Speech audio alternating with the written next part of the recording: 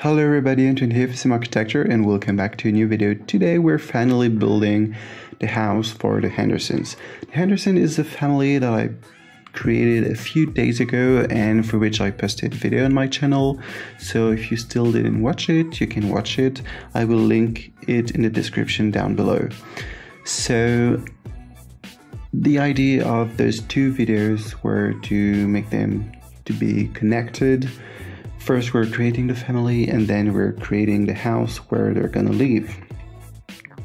And what was really fun about this house is that it had to be adapted to all the taste and personalities of the members of the family. And as I told you, they all have different interests, they all have different activities. So it made me think about how the house would fulfill everyone wishes and needs. So it was really interesting because, you know, you're not just building a house out of a context. It just feel like you're building a house for someone and they have special needs. So this house first is located in Brindleton Bay on a 40 by 40 lot, which I thought first was a bit small, but actually it was perfect because it just looked normal. A 64 by 64 lot would have been really too large, I think. So this one is perfect. And you know, there's two lots on in Brindleton Bay.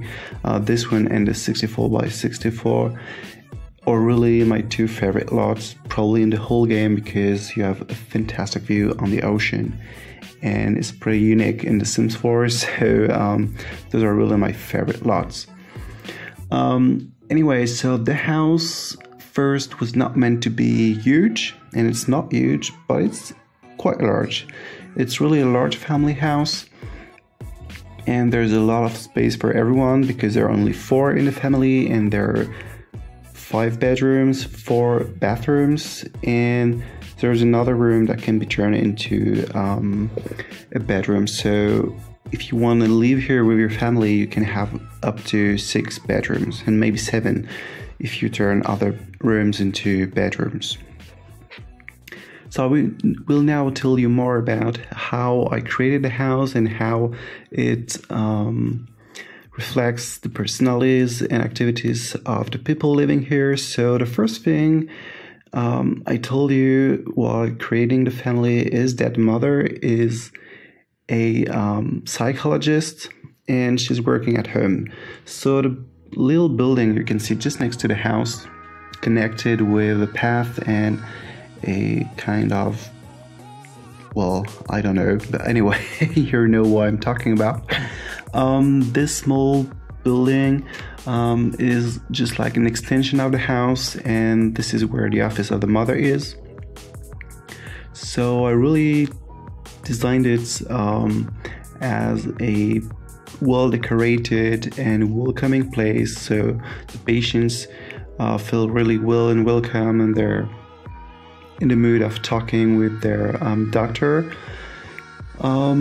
It's quite large actually, and it's a beautiful place. I really enjoy building this, and I really had in mind while building this that it was a professional office and it had to be really adapted to the activity of the mother. The next part I could talk about is the garden, because I told you the father was really into gardening. Yeah, I just like to spend time outside taking care of the garden to make it a beautiful place to spend time with the family. So the garden is a bit elaborated, I would say, because there are some different areas, and also there's a vegetable garden, which is super cool, I think. That's something that I really like. I know that at my parents there is a vegetable garden, and it's something that I really enjoy. Just being able to go to the garden, pick some tomatoes and make food with it, it's super cool. So I decided to do this for this house. It's located just next to the office outside. So yeah, it's a beautiful place to spend time, and to be honest, I would say that I would really like to spend some time in this vegetable garden. And by the way, this vegetable garden is really useful because it's directly connected to another patient of another member of the family, the daughter, which is really really into cooking, so she can directly pick some ingredients in the garden and prepare a dish. And there are also some other areas in the garden. There's a small sitting area next to the vegetable garden, which is really cute looking, I think. And the rest of the garden is pretty not wild, but there are a lot of bushes, a lot of trees.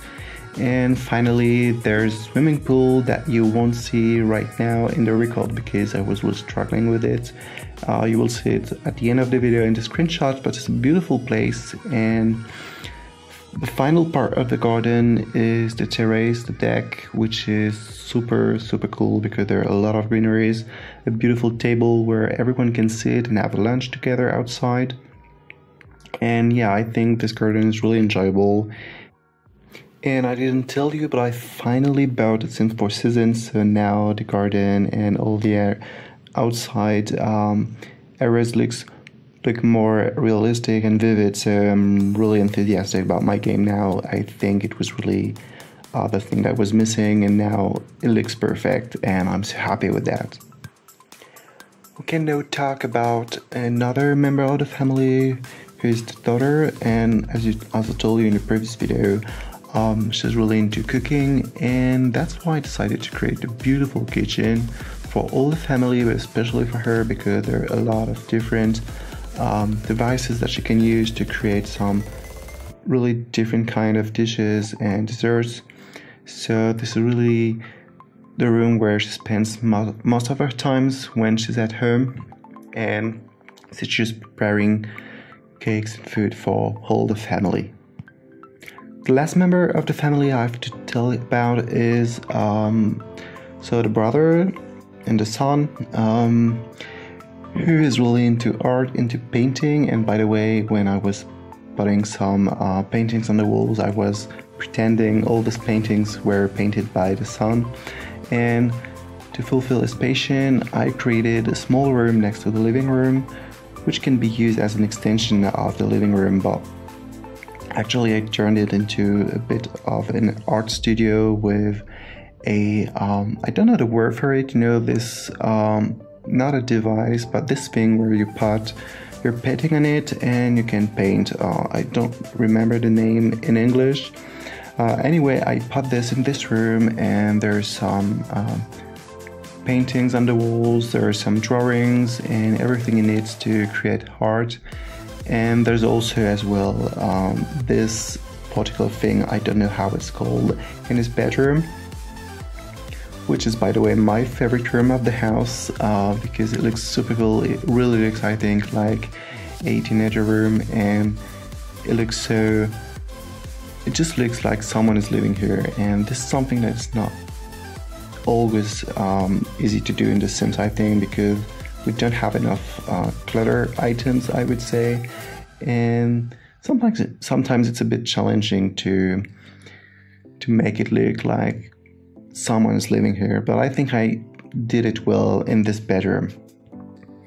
And the house in general, as I was building it, felt more and more homely, more and more looking like it was a real family house, and this is exactly what I wanted of this house, so I really think it turned out in a pretty good way.